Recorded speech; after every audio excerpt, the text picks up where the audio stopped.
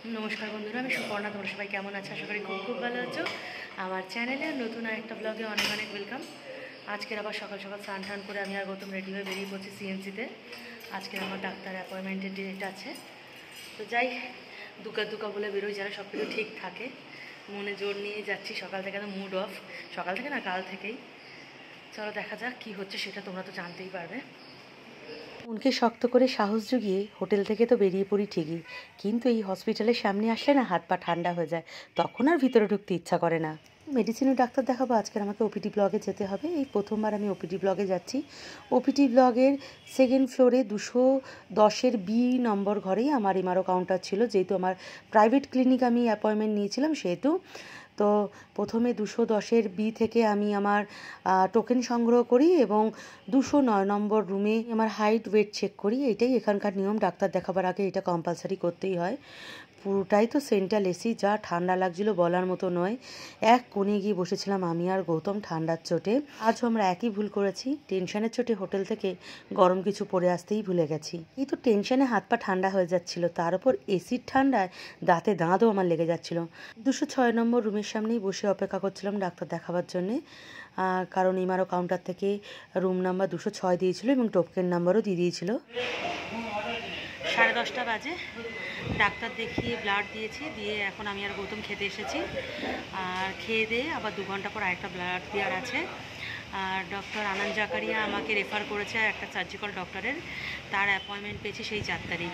মানে যে কতদিন এখানে আর থাকতে হবে জানি না। তো আনন্দ জাকারিয়া একটা কথা বললো যে ইমিডিয়েটলি অপারেশন করতে হবে, এরম কিন্তু নয়, আমি টাইম নিতে পারবো। তো দেখা যাক সার্জিক্যাল ডক্টর কী বলে। গৌতমকে বারবার আমি বললাম যে পরোটা নিও না, এখানে পরোটাটা সবাই সাম্বার দিয়ে খায়, কিন্তু ও বিশ্বাস করেনি। ও ভেবেছিল যে পরোটার সাথে তরকারি আছে, কিন্তু সাম্বার দেখে বেচারা শুধু শুধু পরোটা খাচ্ছে। আমি নিয়ে নিয়েছিলাম মশালা ধোসা, তার সাথে সাম্বার ছিল, কিন্তু নারকেলের চাটনিটা শেষ হয়ে গেছিলো। শুধু পরোটা খেয়ে বেচারা পেট ভরেনি, শেষে আবার বাড়া সাম্বার খেয়েছিল। দোকানটার খাবার অসাধারণ ছিল, কিন্তু এখন আমার না দোকানটার নাম কিছুতেই মনে পড়ছে না। ব্রেকফাস্ট করে চলে এসেছি হোটেল রুমে, একটু রেস্ট নেব। 2 ঘন্টা পর যেহেতু আবার একটা ব্লাড দিতে যেতে হবে, তো এখন রেস্ট নেবো। আর ইচ্ছা করছে না এখন, তো মানে আমি ব্রেকফাস্ট করলাম প্রায় 11টার সময়। ভাগ্যিস ব্রেকফাস্ট করিনি বলে একটা ব্লাড টেস্ট হয়ে গেল, নাহলে আবার কালকের আমাকে যেতে হতো ব্লাড টেস্টের জন্যে। তো ব্রেকফাস্ট করলাম প্রায় 11টার সময়, ওই মশালা ধোসা বড়া খেয়েছি। পেট যা ভরে আছে, আমি গৌতমকে বললাম দুপুরে আমি আর কিচ্ছু খাবো না, যদি দুপুরে গৌতম কিছু খায় একটু সিদ্ধ ভাত করে খেয়ে নেবে, আমি আর কিছু খাবো না, বা একটুখানি গিয়েও হোটেল থেকে খেয়ে আসবে। আমি বসে পড়েছি, ব্লাড দিয়ে এসে ব্যাস একটু ঘুম লাগাবো। শুধু একটা চিন্তার বিষয় হয়ে গেল, সেই 4 তারিখে অ্যাপয়েন্টমেন্ট পেয়েছি, মাঝখানের 3 দিন পুরো বেকার যাবে। তারপরে 4 তারিখে ডাক্তার দেখাবার পর ডাক্তার টেস্ট করাবে, আবার সেকেন্ডবার চেক আপ করাবে, মানে এই করে কবে যাব। মানে গৌতম একটু এর জন্যে একটু টেনশানে পড়ে গেছে, কারণ যত তাড়াতাড়ি এখান থেকে বেরিয়ে যেতাম, নেক্সট বার তো আবার আসতে হবে, তত ভালো হতো। ওর অফিসটা এতদিন ছুটি হবে, ঘরের বিজনেসটা বন্ধ, টাকা পয়সাও তো খেয়াল রাখতে হবে, যদি ইনকাম না হয় আর ট্রিটমেন্ট কী করাবো এই দূর দেশে এসে। আর আরেকটা কথা, যেটা একদম সত্যি কথা, সবাই ভাবে হয়তো ভেলোরে আসলে খরচা নেই, এটা কিন্তু একদমই ভুল ধারণা। হ্যাঁ, কলকাতা অনুযায়ী হয়তো ট্রিটমেন্টের খরচা সামান্য কিছু কম হতে পারে, কিন্তু সেই ঘুরিয়ে ফিরিয়ে একই ধরনের খরচা। এখানেও ডাক্তারের, যে আমি প্রাইভেট ক্লিনিকে দেখাই, 800-900 টাকার নিচে তো প্রাইভেট ক্লিনিক হয়ই না ডাক্তারের। তারপর টেস্টগুলো প্রায় একটু হয়তো 100-200 টাকার হেরফের টেস্টে। মেডিসিনেও আমি দেখলাম না, মেডিসিন সেদিনকে নিলাম যে খুব একটা ডিসকাউন্ট। তার উপর হোটেল খরচা, খাওয়া দাওয়ার খরচা এবং ট্রেন খরচা, আবার যারা ফ্লাইটে আসে এক্সট্রা ফ্লাইটের খরচা। সুতরাং ভালো ট্রিটমেন্টের জন্য হয়তো খরচা হয়, মানে খরচা করে ফেলি আমরা সবাই একটু ভালোভাবে থাকার জন্যে, কিন্তু খুব যে কম টাকায় ভেলোরে ট্রিটমেন্ট হয় এটা কিন্তু একদম ভুল ধারণা, এটা আমার মনে হলো।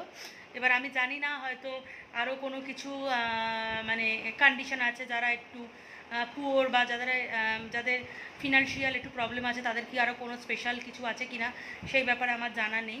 বাট আমি ওভারঅল যেটুকু দেখলাম খরচা কিছু কম নেই, কারণ আমার পাশে রুমে, হোটেল রুমে যে রয়েছে, সে অলরেডি 8 লাখ টাকা, আজ 4 দিনে তার 8 লাখ টাকা শুধু ওটি সার্জারিতে লেগেছে।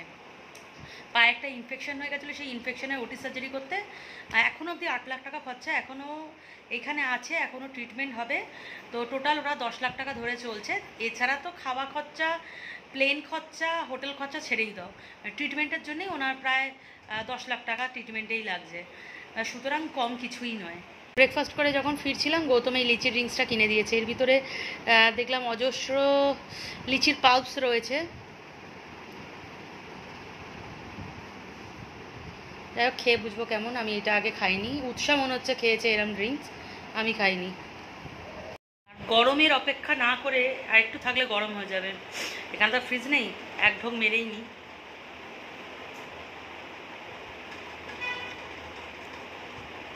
এটা দারুণ কিন্তু। লিচির পাল্পগুলো চেবাচ্ছি, মনে হচ্ছে তালশাঁস খাচ্ছি।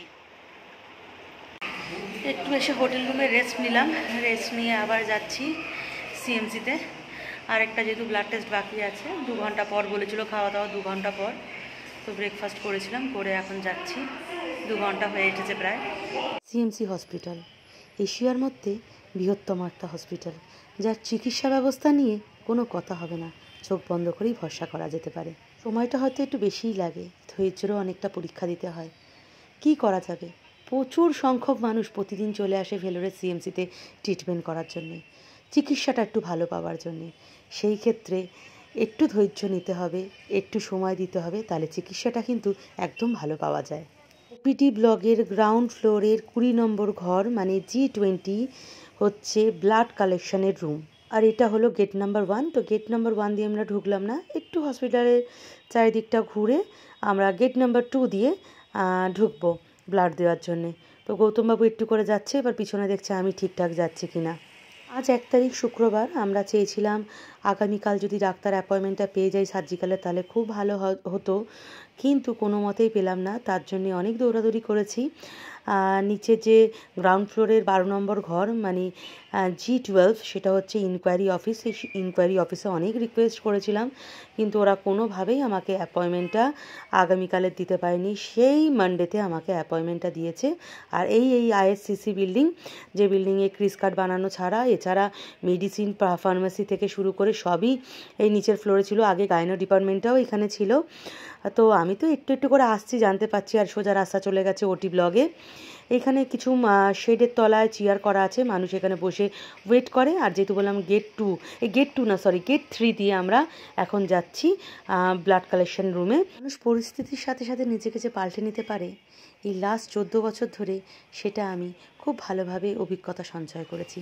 আগে একটা ইঞ্জেকশন নিতে ভয় পেতাম, ব্লাড টেস্ট তো দূরের কথা, একটা ইঞ্জেকশন নিতে গেলে আমাকে 10 থেকে 12 জন ধরতো। আর এখন এদিক কেটে দিচ্ছে, ওদিক ছিঁড়ে দিচ্ছে, এদিকে রক্ত নিয়ে নিচ্ছে, ওটি হয়ে যাচ্ছে, তাও আবার অ্যানেস্থেশিয়া করছে না, মানে সবটাই এখন সয়ে গেছে। আর কি বলবো, মাঝে মাঝে খুব অদ্ভুত লাগে, চোখে জলটা বেরোয়, কিন্তু আহাটা বলতে আর পারি না। তো গৌতমবাবু আগে আগে হাঁটছে, আমি যেহেতু ভিডিও করছি একটু দেখে শুনে আস্তে আস্তে আমাকে হাঁটতে হয়, নাহলে ফোনটা হাত থেকে পড়ে যাবে, এর জন্যই আস্তে আস্তে হাঁটা। গৌতম আবার একটু এগিয়ে আবার পিছন ঘুরে দেখে নেয় আমি ঠিক হাঁটছি কিনা, কারণ আমি যা আবার কোথাও তো গাড়ি ফাড়ি ধাক্কাকেই শুয়ে পড়লাম। তো গৌতমকে বললাম যে হোটেল বাঙালি থেকে একটুখানি খেয়ে নাও, আর তো এত বেলা হয়ে গেছে, রান্নাবান্না কখন হবে, বা এদিকেও তো অনেক হোটেল রয়েছে, এটা যেহেতু মার্কেট রোড। হ্যাঁ, তো কিছুতেই শুনলো না, খেতে গেল না। জানি না এত বেলায় কি হোটেলে কি আদৌ রান্না করে খেতে পারবে, সেটাও আমি জানি না। হসপিটালের ভিতরটা এতটাই ঠান্ডা, মনে হচ্ছিলো যেন মানালিতে ছিলাম। আর যেই হসপিটাল থেকে বাইরে বেরিয়েছি এতটাই গরম, মনে হচ্ছে যেন রাজস্থানে চলে এসেছি। হোটেল ফেরার পথে এই জুসের দোকানটার সামনে দিয়ে ক্রস করছিলাম, তো দাঁড়িয়ে পড়লাম, একটু ঠান্ডা ঠান্ডা জুস খেতে ইচ্ছা করলো, আর নিয়ে নিয়েছিলাম 2টো মুসম্বি জুস আমি আর গৌতম। খেয়ে সত্যিই ভীষণ ভালো লাগছিলো, কারণ সকাল থেকে টেনশানে মাথা পুরো হ্যাং হয়েছিল আমার। এই জুসটা খেয়ে একটু ফ্রেশ লাগছিলো। এসে ফ্রেশ হয়ে নিয়েছি, আর এবার একটু ঘুম লাগাবো। রাত্রিবেলা ঠিকমতো ঘুম হয়নি টেনশনের জন্যে, আর এমনি এখানে আমার ঠিকঠাক ঘুম হচ্ছে না। আর যা খেয়েছি, আর দুপুরবেলা কিছু খেতে হবে না, গৌতম বললে কিছু খাবে না, সুতরাং ঘুমাবো। আর আজকে যে ডাক্তার দেখানোর অভিজ্ঞতা, একটা সাংঘাতিক অভিজ্ঞতা হয়েছে, সেটা পরে শেয়ার করছি। একটু রেস্ট নিয়ে নিই, মানে মন একটু ঘুমিয়ে নেওয়ার পর তোমাদের সামনে আসছি এবং শেয়ার করবো আজকে ভেলোরের মেডিসিনের ডাক্তার দেখাবার একটা অভিজ্ঞতা যেটা আমার হয়েছে সেটা। এটা আমাদের ডেলি রুটিন। দুপুরবেলা খেয়ে দিয়ে ঘুমাবার পর একটুখানি বাইরে থেকে ঘুরে আসি, একবার একটা চক্কর হেঁটে আসি। খিদে পেলে, মানে কিছু খেতে ইচ্ছা করলে খেয়েও নিই, খিদে পেলে বলাটা ভুল, বাইরে বেরোলে খাবার দেখলে আমার তো এমনিই খিদে পেয়ে যায়। একটু খাওয়া দাওয়া, একটু চা কফি খাওয়া, এইটাই।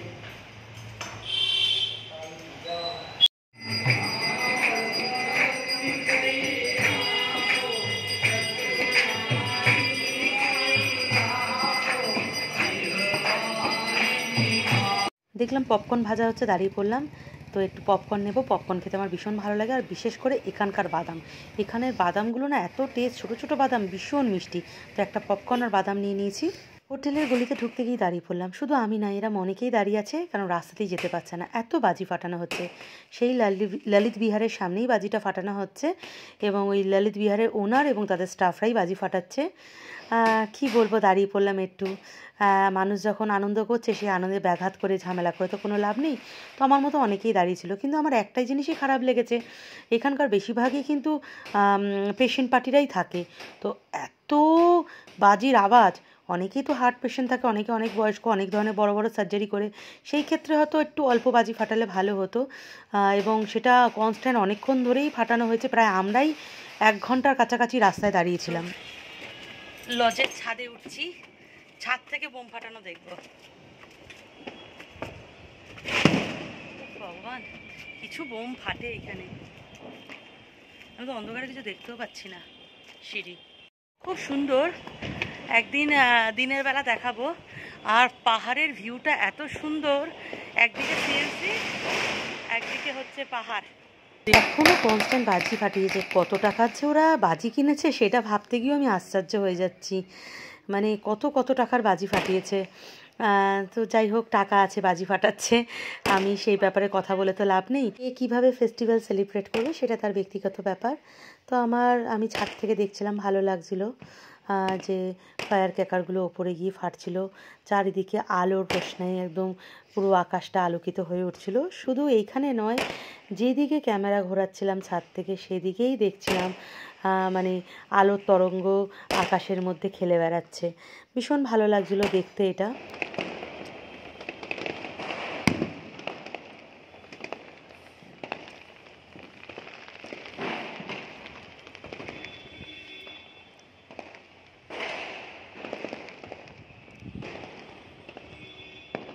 জিফাটা দেখতে গিয়ে ভুলেই গেছিলাম, গৌতম তেলে ভাজা এনেছিল, মুড়ি দিয়ে খাবে বলে, একদম ঠান্ডা হয়ে গেছিল। আজ বাইরে বেরিয়েছিলাম ঠিকই, কিন্তু একদমই খেতে ইচ্ছা করছিল না কিছু। আর আজকের মার্কেট অনেক ফাঁকা, রাস্তাঘাটও অনেক ফাঁকা। আজকের মনে হচ্ছে ওরা মানে এখানকার লোকেরা আজকেরই মনে হচ্ছে দিওয়ালি মানায়, প্রচুর বাজি ফাটছে। আজকেরও প্রত্যেকটা দোকানে দোকানে পূজা টুজা হচ্ছে। তো গৌতম বেগুনি কিনে নিয়েছে মুড়ি দিয়ে খাওয়ার জন্যে, আর আমি তো ওই পপকর্ন আর একটু বাদাম খেলাম, ব্যাস। একটু গৌতম চা বসিয়েছে, চা খাবো, ব্যাস।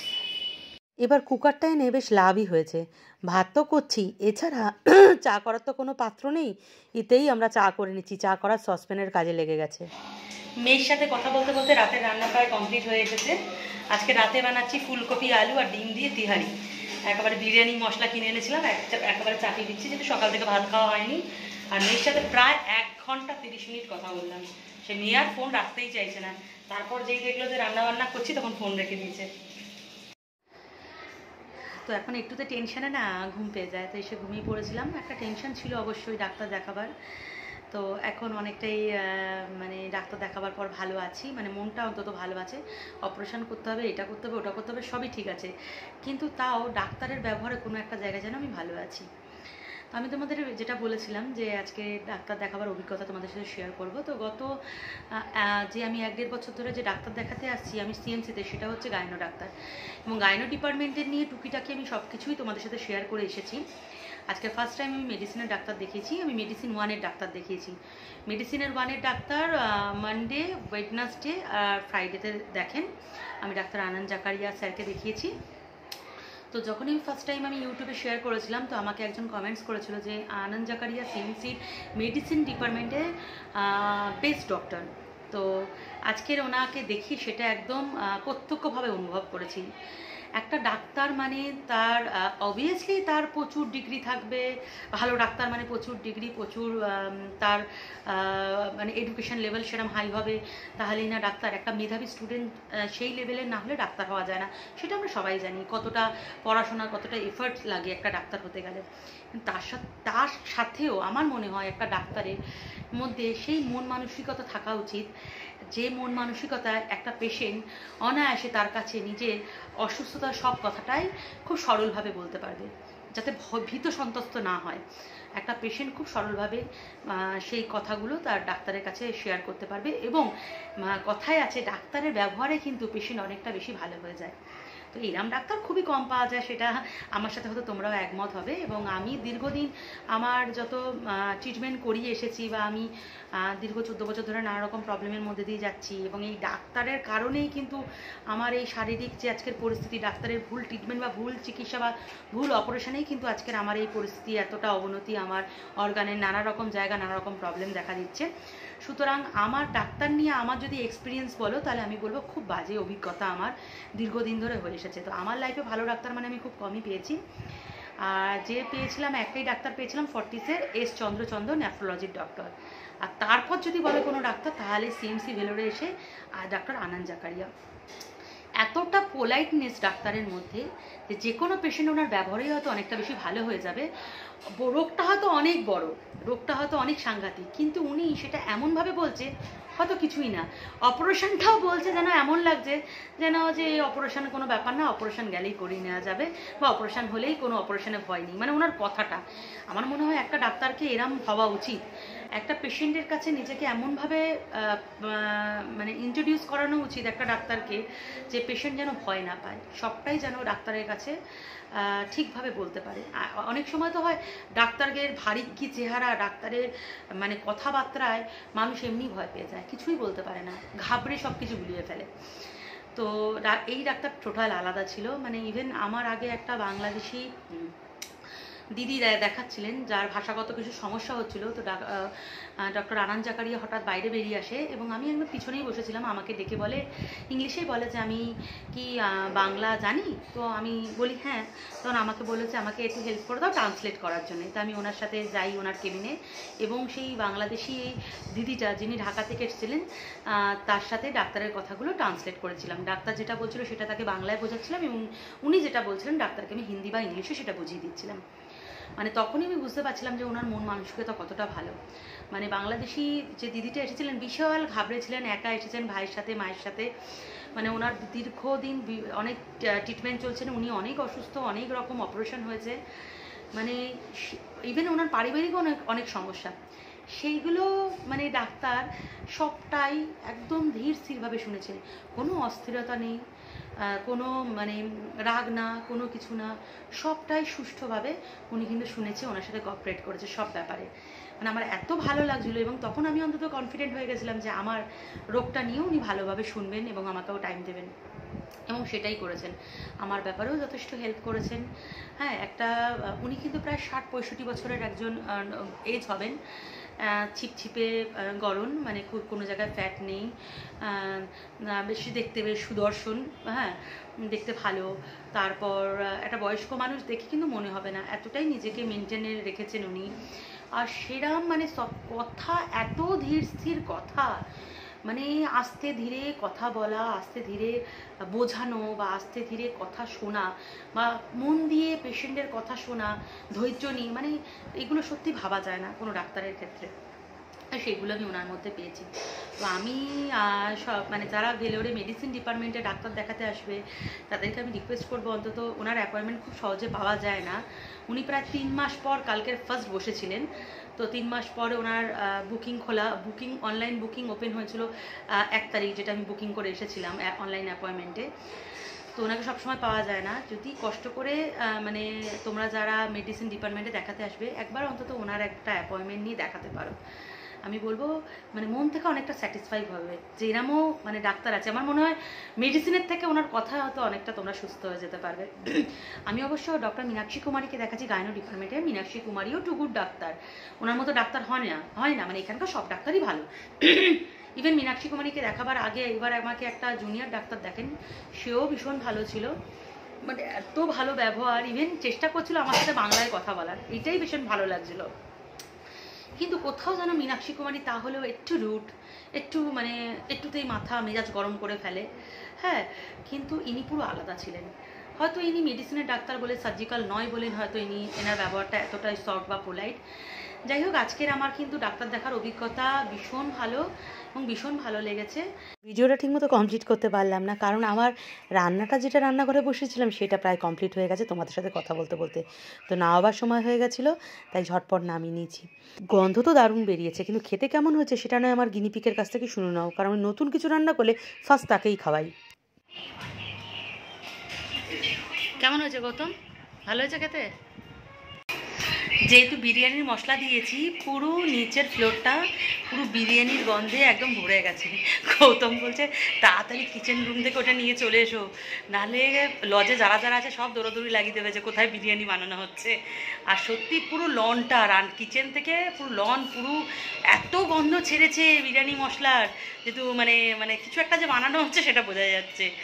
তো দেখতে তো খুব সুন্দর হয়েছে, গৌতমও বলছে খেতে নাকি ভীষণ ভালো হয়েছে, একটু খেয়ে টেস্ট করে দেখি। খেতে অসাধারণ হয়েছিল, খাবার চক্করে কীভাবে যে ক্যামেরাটা ধরেছি আমি নিজেও জানি না। চলো আজকের ব্লগটা এখানে এন্ড করলাম, তোমরা সবাই ভালো থেকো, সুস্থ থেকো, নতুন একটা ব্লগ নিয়ে খুব তাড়াতাড়ি চলে আসছি।